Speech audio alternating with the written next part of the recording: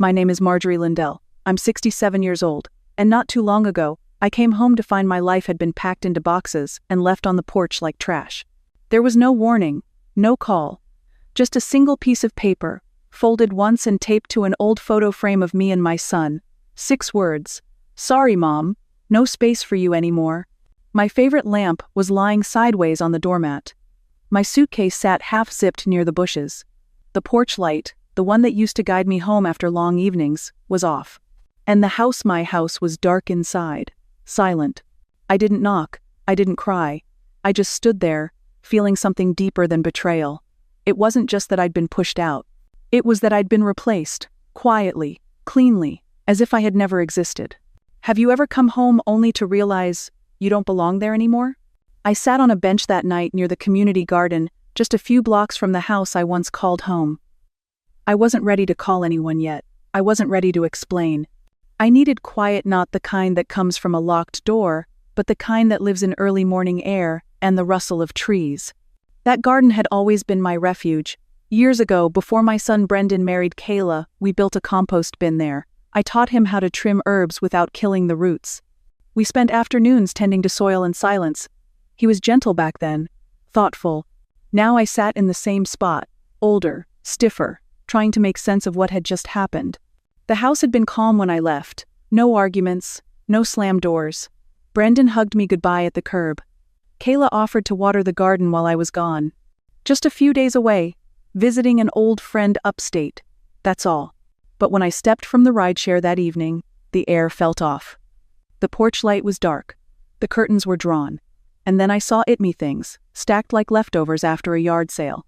On top of the pile was something I hadn't seen in years. A pillow I'd sewn when Brendan was in middle school. The edges were frayed, the stitches loose. But I had kept it. Somehow, Kayla hadn't tossed it. Maybe she didn't notice what it meant. And then there was the notia's handwriting. No punctuation, no emotion, just 6 words and the weight of everything they refused to say. I didn't yell. I didn't bang on the door. I knew what silence meant in this family. It wasn't the absence of noise. It was the presence of control.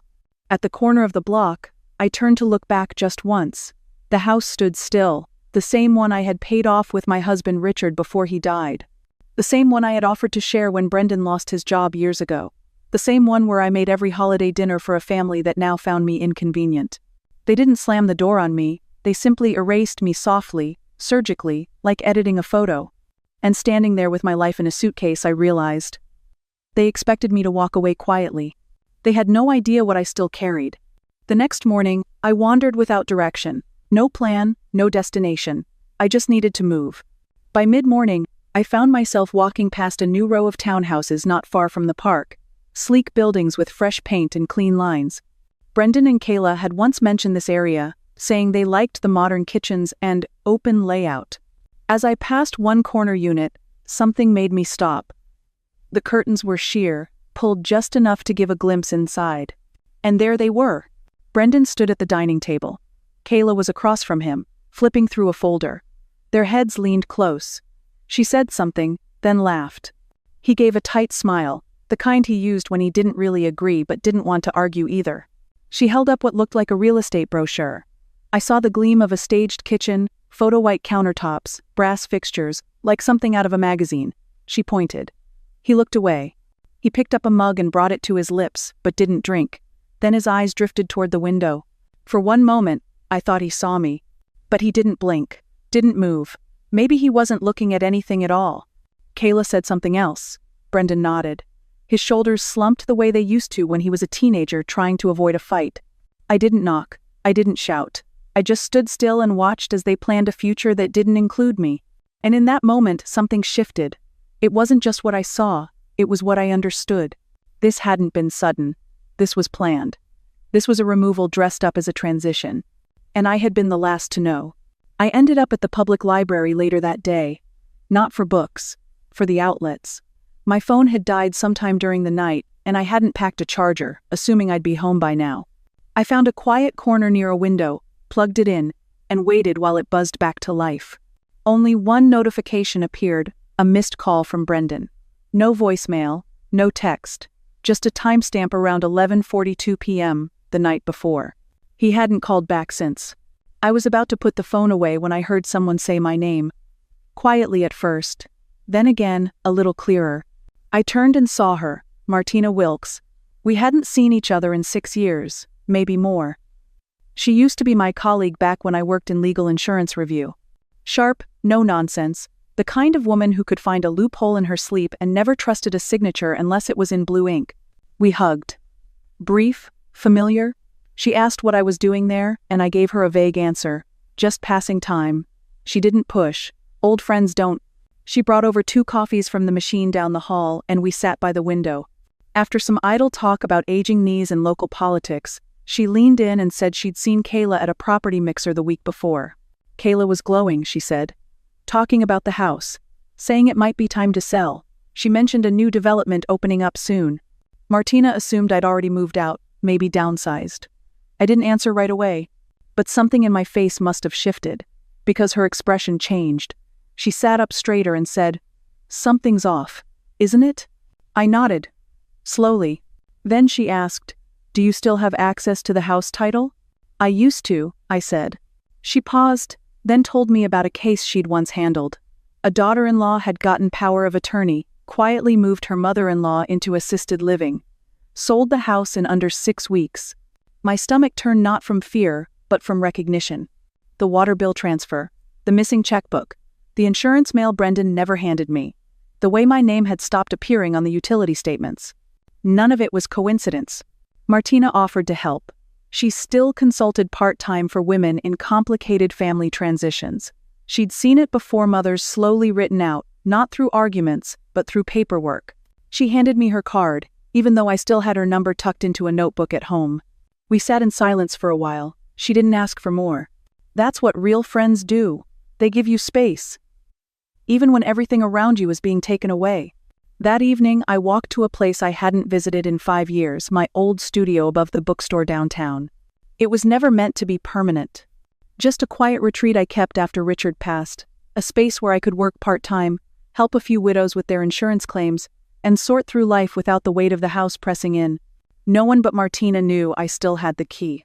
The lock clicked open with a familiar resistance, and the door gave way with a gentle push, warped from time but not forgotten. The air inside smelled like lemon oil and dust. A faint trace of lavender lingered from the sachet I'd left in the drawer years ago. It was as if time had paused, waiting for me to return. I moved slowly through the room, brushing my hand along the old wooden desk, the bookshelf lined with policy manuals and faded file boxes. In the back cabinet, beneath a pile of manila folders and an old Christmas mug, I found what I came for. The deed. The original notarized title. All of it still in my name. Brendan's name wasn't anywhere. Not as a co-signer, not as a beneficiary, not even in the fine print. Then I found the co-ownership agreement Richard and I signed when we first bought the house. It was clear, if one of us passed, the other retained full rights. We never intended for Brendan to inherit the house directly. We wanted him to build his own life, not live inside ours. But the newer documents told a different story. Recent utility bills, still in the same drawer, were now addressed to Kayla. My name had vanished.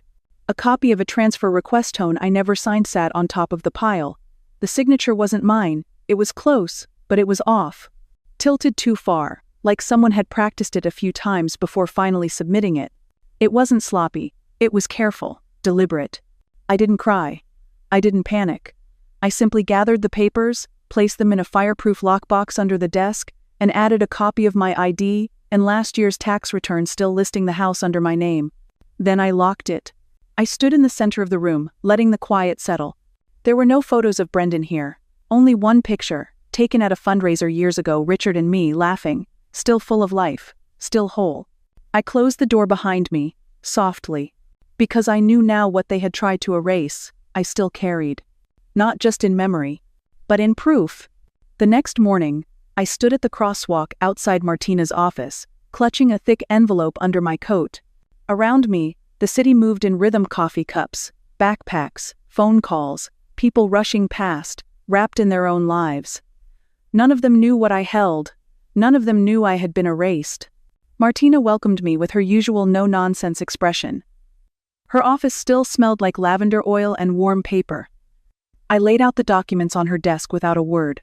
The deed, the co-ownership agreement, the bills, the forged transfer request. She read each page slowly, carefully. Then she leaned back and said, "This isn't a mistake. They're preparing to remove you, and betting you won't fight back." She wasn't wrong. For too long, I had let silence take the place of action. Martina picked up her phone and called in a favor. That's how I met Ashby Sterlinga, retired estate attorney who didn't just read contracts, she read people. 2 days later, I was on the porch of her home office, a quiet little house with a white swing and trimmed hedges. She greeted me with a firm nod and led me inside. Ashby was older than me, maybe by a few years, but sharper than anyone I'd met in a long time. I handed her everything. She read in silence, then said clearly, "You are still the legal owner. Everything they've done, utilities, mail, digital changes, it's cosmetic. It doesn't change ownership. But if they use it to leverage a sale or loan, that's fraud." We spent the rest of the day putting up Wall's legal ones. A cease and desist letter, a notification to the county clerk, a property alert to block unauthorized transactions, protective memorandums filed with local realtors. It wasn't loud. It wasn't dramatic. But it was firm. They had taken my silence for surrender. That mistake would cost them. By the end of that week, every letter had been sent. One went by courier to Brendan's law firm downtown, another to Kayla's office at the wellness clinic where she handled scheduling and finance. A third was filed with the county office flagged, sealed, and backed by documentation. I hadn't spoken to either of them since the day I walked away from the house, but the silence was beginning to break. On a quiet Wednesday afternoon, my phone started ringing. Brendan's name flashed on the screen. Once, twice, then again. No voicemails, no texts, just repeated calls spaced out like he was trying to catch me in a moment of weakness. On the 6th try, a message finally came. It was from Kayla. Short. Sharp. "You didn't have to go this far."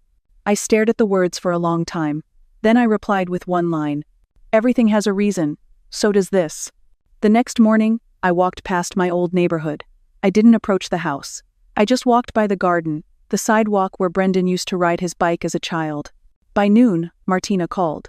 Brendan had reached out to her office email, not directly to her, but to the firm's generic inbox. He wanted to verify the validity of certain documents. Ashby replied herself. Professional. Firm. No excess words. She confirmed the documents were active. She listed her legal credentials. She even provided directions to the county record office if he needed independent confirmation. No threats, no emotion, just a wall of fact. That evening, Brendan showed up at my studio. He knocked once and waited. I opened the door halfway. He looked tired, less angry, more unsure. "Can we talk?" he asked. I stepped acidinot to welcome him, but to show I wasn't afraid. He stood by the window, glancing at the papers on the table. Then he said something I didn't expect. "I didn't know about all of it. Kayla handled the details. I thought you needed rest. I didn't think it would go this far." I listened. Then I asked, just once, not as a mother but as a woman speaking to a grown man, "Why didn't you stop her?" He looked down. His voice was low. "Because I didn't want the conflict. Because I thought it'd be easier. Because I didn't think you'd fight back. Not cruelty, just cowardice. He didn't choose her over me. He chose silence over discomfort. And that was its own kind of betrayal." When he asked what could be done now, I answered plainly.